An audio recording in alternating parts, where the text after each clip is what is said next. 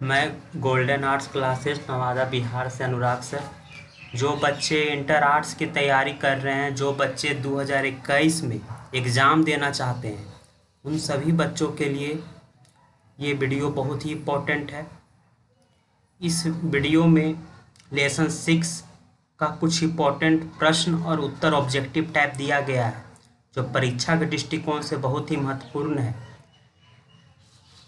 हम आप लोगों को इस तकनीक की मदद से क्वेश्चन को समझा करके अच्छी तरह से आंसर बताएंगे, ताकि आप लोगों की तैयारी अच्छी तरीक़ा से हो सके। उसके बाद मल्टीपल क्वेश्चन टाइप वस्तुनिष्ठ प्रश्न की तैयारी भी होगी। तो फर्स्ट क्वेश्चन है, दक्षिण भारत में किन संतों ने एक नई धार्मिक परंपरा का विकास किया? अलवार और नयनार। दक्षिण भारत में किन संतों ने एक नई धार्मिक परंपरा का विकास किया? तो किसने किया? अलवार और नयनार। अलवार का मतलब होता है ईश्वर के गुणों में गोता लगाने वाला, और ईश्वर के गुणों का बात किया गया है तो कौन सा ईश्वर? विष्णु भगवान। तो अलवार का संबंध विष्णु भगवान से है और नयनार का संबंध शिव भगवान से है। नेक्स्ट 2 नंबर, अलवार और नयनार संतों के आराध्य देव प्रमुख रूप से कितने थे? 2 थे, विष्णु और शिव। अलवार के लिए कौन सा भगवान? विष्णु भगवान। और नयनार के लिए कौन सा भगवान? शिव भगवान। तीसरा नंबर, उत्तरी भारत में किसने भक्ति के निर्गुण परंपरा को जन्म दिया? कबीर और गुरु नानक ने। 4 नंबर, पुराणों की संख्या कितनी है? पुराणों की संख्या कितनी है? तो पुराणों की संख्या 18 है। परीक्षा में कई बार यह प्रश्न आ चुका है और आगे भी आने की संभावना है। क्वेश्चन नंबर 5, पुराणों की रचना कौन से साहित्य से हुई थी? तो पुराण जो मुख्य रूप से 18 है, इनकी रचना जो है संस्कृत साहित्य से हुई है। आप लोग याद रखिएगा। 6 नंबर, उर्वरता का प्रतीक किसे माना जाता है? उर्वरता का प्रतीक मातृ देवी को माना जाता था, लेकिन वर्तमान में उर्वरता का प्रतीक शक्ति देवी यानी माता भगवती को माना जाता है। 7 नंबर, तंत्रवाद कितने तत्वों के पालन पर बल दिया? 5, मध, मत्स्य, मांस, मुद्रा और मैथुन। आप लोग याद रखिएगा। जब हम आप लोगों को मल्टीपल टाइप क्वेश्चन की तैयारी कराएंगे तो ये क्वेश्चन रहेगी। 8 नंबर, भक्ति आंदोलन का विकास कितने चरणों में हुआ? 2 चरण में हुआ।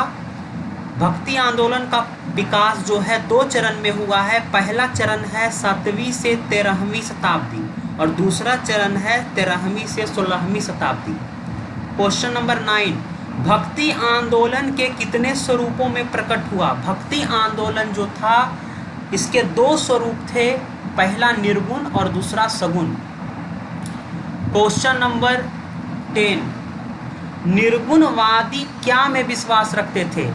तो जो निर्गुणवादी हुआ करते थे वो निरंकार प्रभु की सर्वोच्चता में विश्वास रखते थे। 11 नंबर, सगुणवादी क्या को मानते थे? सगुणवादी जो व्यक्ति हुआ करते थे वे राम या कृष्ण को अपना आराध्य देव मानते थे। क्वेश्चन नंबर 12, अलवार और नयनार संत क्या के द्वारा भक्ति की भावना का प्रसार कर रहे थे? गीतों और वचनों के द्वारा। क्वेश्चन नंबर 30, कईवीं शताब्दी में भारतीय समाज और धर्मोन्मुख स्थिति में पहुंच चुका था। कहने का मतलब ये है कि कईवीं शताब्दी में भारतीय समाज जो था वो भारतीय समाज में जो धर्म की परंपरा थी वो खत्म होती जा रही थी। तो 13वीं शताब्दी में। 14 नंबर, अलवार का शाब्दिक अर्थ, जैसा कि हमने आपको पहले ही बताया, ईश्वर के गुणों में गोता लगाने वाला। नेक्स्ट 15 नंबर, साहित्यिक ग्रंथों में कितने अलवार संतों का उल्लेख मिलता है? 12। क्वेश्चन नंबर 16, महिला संत अपने आप को किसकी पत्नी मानती थी? तो महिला संत जो थी अपने आप को विष्णु भगवान की पत्नी मानती थी। क्वेश्चन नंबर 17 देखिएगा, अलवार संत किस भगवान की पूजा करते थे? विष्णु भगवान की पूजा करते थे।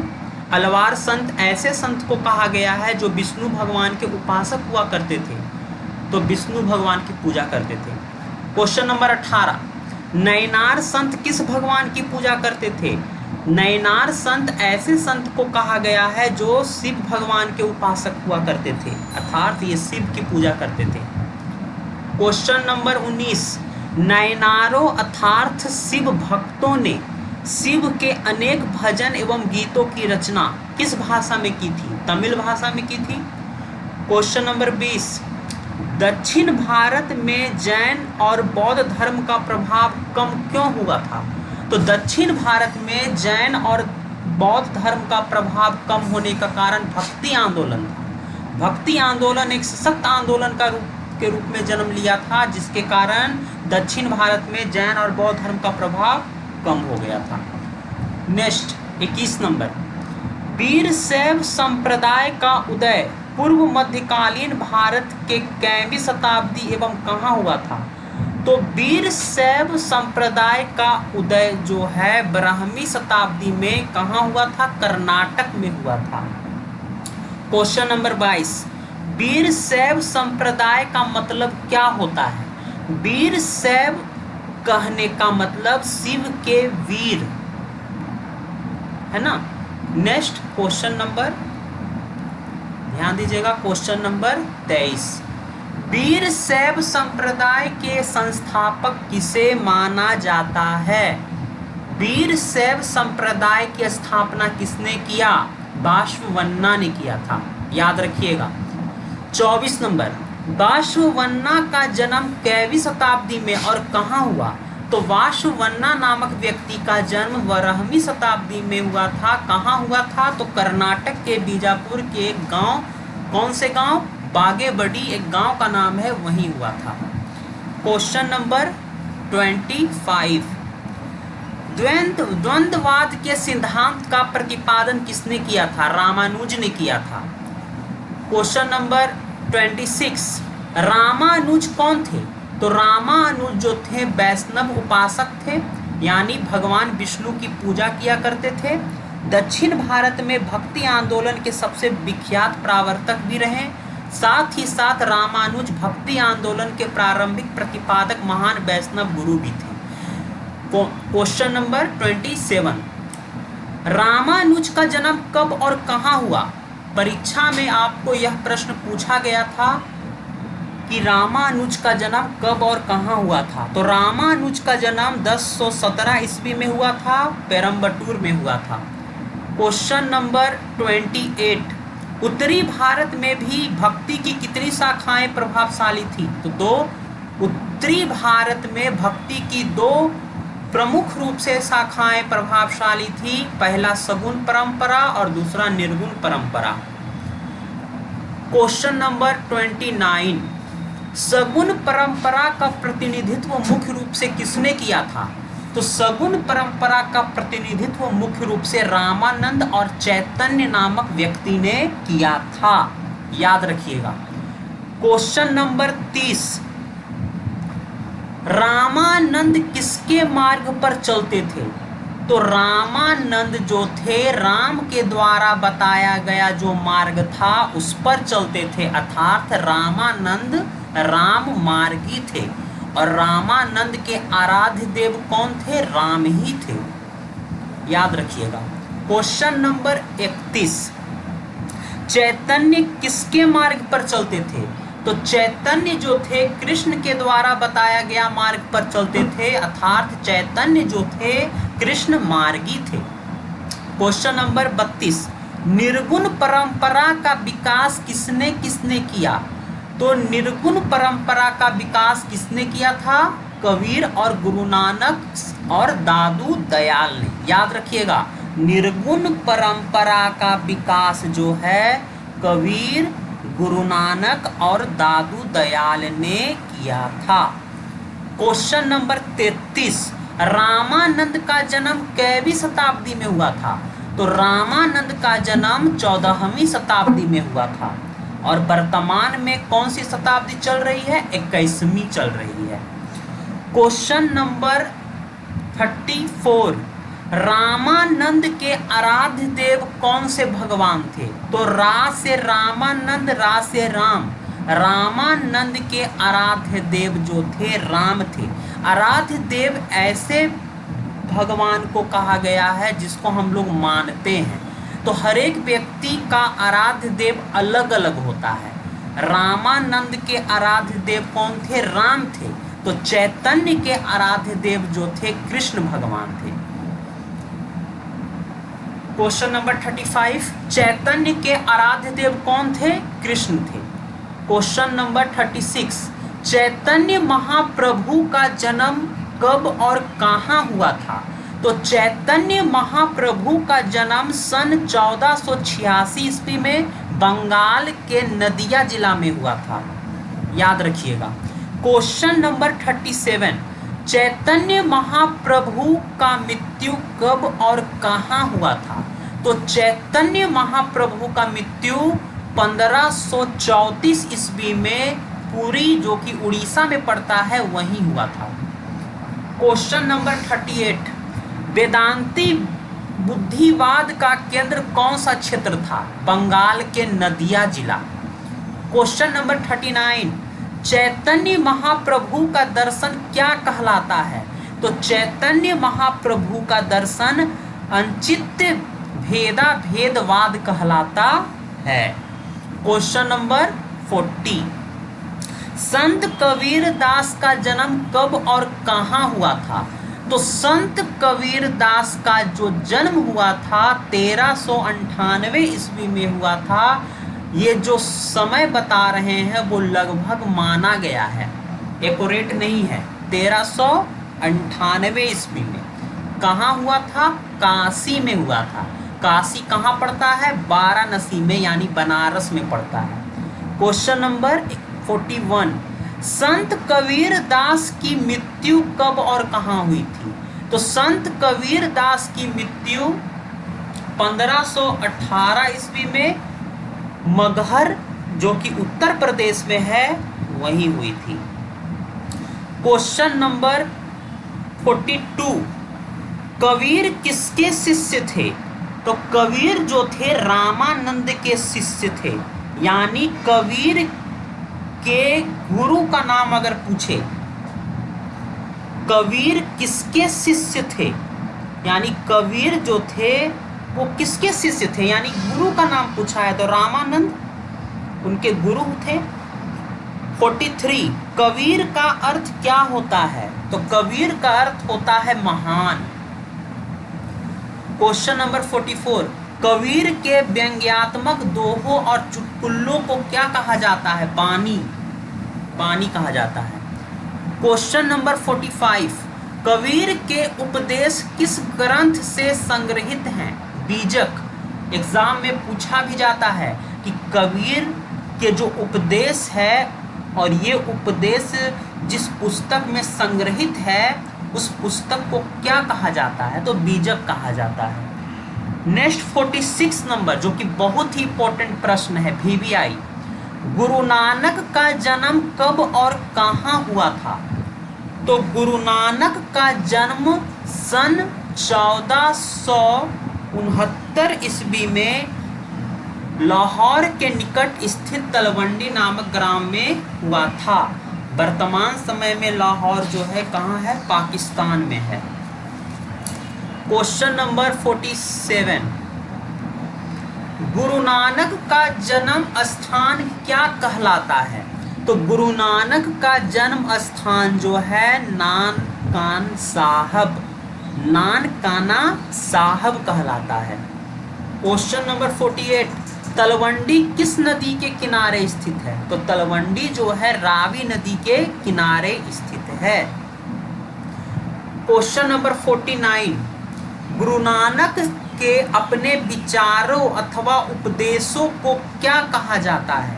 तो गुरु नानक के जो विचार हैं, जो उपदेश है, उसे क्या कहा जाता है? शब्द, याद रखिएगा।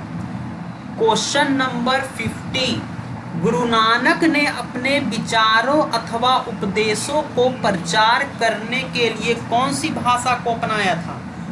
तो गुरु नानक ने अपने विचारों अथवा उपदेशों, उपदेश किसे कहते हैं? महान पुरुषों के द्वारा जो मुख से अच्छी अच्छी बातें निकलती है उन बातों को ही उपदेश कहा जाता है।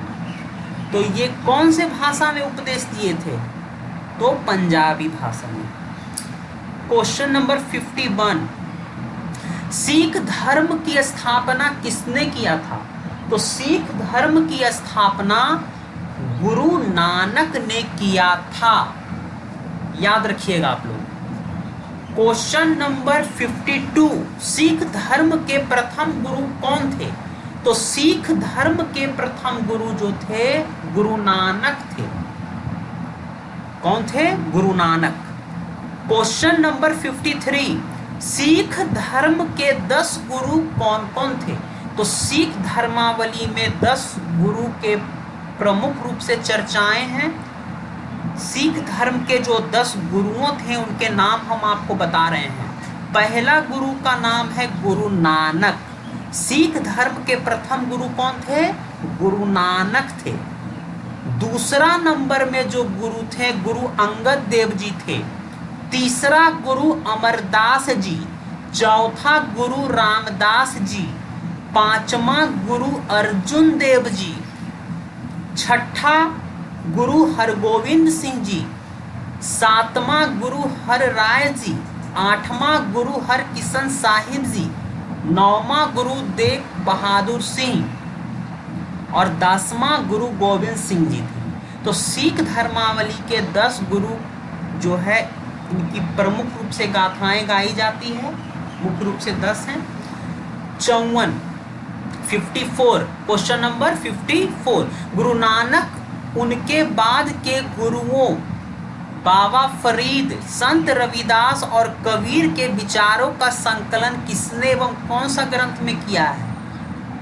तो गुरु अर्जुन देव ने किया था। कौन से ग्रंथ में किया था? आदि ग्रंथ साहिब ग्रंथ में। एग्जाम में पूछा जाता है कि आदि ग्रंथ साहिब जो ग्रंथ है इसके रचनाकार कौन है? तो गुरु अर्जुन देव है। क्वेश्चन नंबर 55, गुरु नानक उनके बाद के गुरुओं बाबा फरीद, संत रविदास और कबीर के विचारों को क्या कहा जाता है? तो गुरु नानक उनके बाद के गुरु यानी गुरु नानक के बाद जो गुरु आए सिख धर्म में वो उनकी बात की जा रही है। बाबा फरीद, संत रविदास और कबीर के जो विचार हैं उन सभी के विचारों को गुरबानी कहा जाता है। Question number 56, Guru Granth Sahib.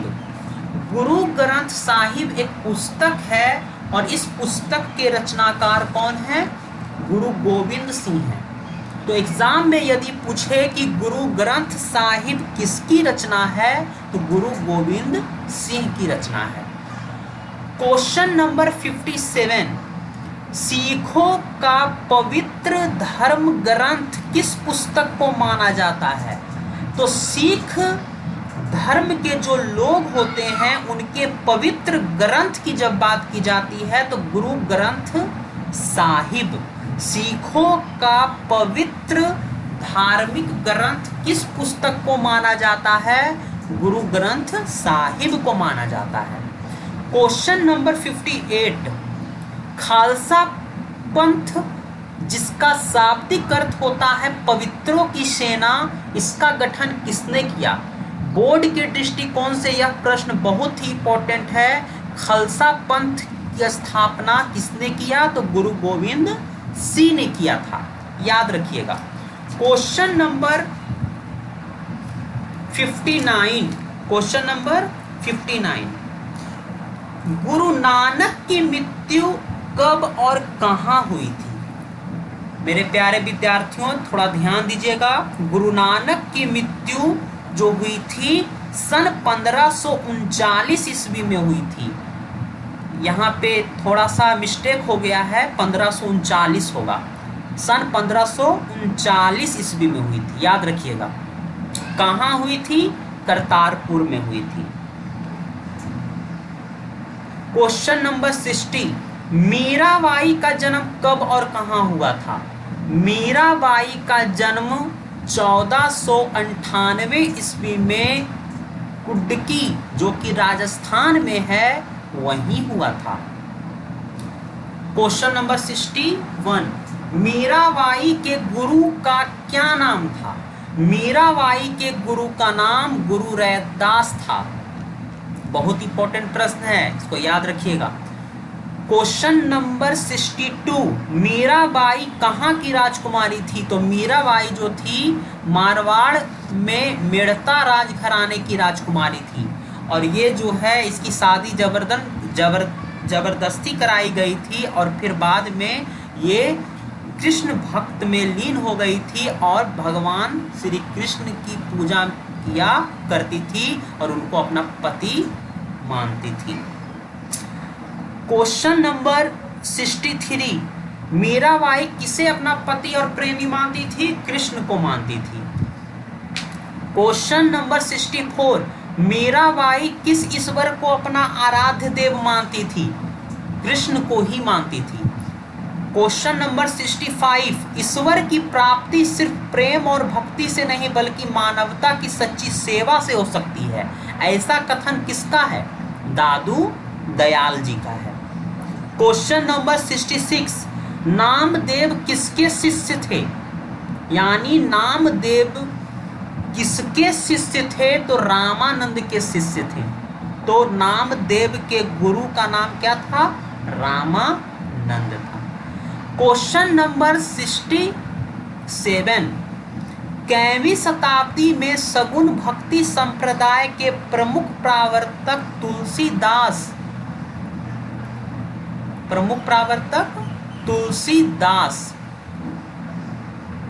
Question number जो है आपका कितना है?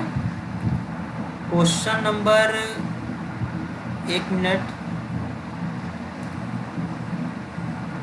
67 है। इसका आंसर हो जाएगा आप लोग को 16वीं सदी। क्वेश्चन नंबर 68, रामचरितमानस द्वारा राम भक्ति का प्रचार किसने किया था? तुलसीदास ने किया था। किसने किया था? तुलसीदास ने किया था। नेक्स्ट 69, रामचरितमानस के रचनाकार कौन है? तुलसीदास जी हैं। क्वेश्चन नंबर 70, सूरसागर के रचनाकार कौन है? तो सूरसागर के रचनाकार सूरदास जी हैं। क्वेश्चन नंबर 71, कैवीं शताब्दी में हिंदू और इस्लाम धर्म को उन रूढ़िवादी तत्वों का तर्क संगत विरोध आरंभ हो गया? तो 14वीं शताब्दी में, याद रखिएगा। क्वेश्चन नंबर 72, भक्ति आंदोलन का प्रसार कैवीं शताब्दी में हो रहा था? तो भक्ति आंदोलन का जो प्रसार था, जो तेजी से फैल रहा था, वो 13वीं शताब्दी में फैल रहा था। क्वेश्चन नंबर 73, सूफीवाद का विकास कौन से भारत में हुआ था? तो सूफीवाद का विकास जो है उत्तरी भारत से शुरू हुआ था। क्वेश्चन नंबर 74, इस्लाम एवं कुरान की महत्ता को स्वीकार करते हुए भी कौन सा वाद इस्लाम के कर्मकांडी एवं कट्टरपंथी विचारधारा का विरोध किया? तो सूफीवाद किया था। क्वेश्चन नंबर 75, सूफीवाद हिंदू मुस्लिम एकता, भाईचारा, प्रेम एवं क्या का प्रचार किया? तो सद्भावना का भी प्रचार किया। क्वेश्चन नंबर 76, सूफी का अर्थ क्या होता है?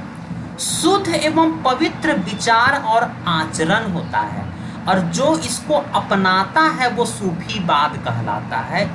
तो सूफी का अर्थ होता है शुद्ध एवं पवित्र विचार और आचरण, है ना? तो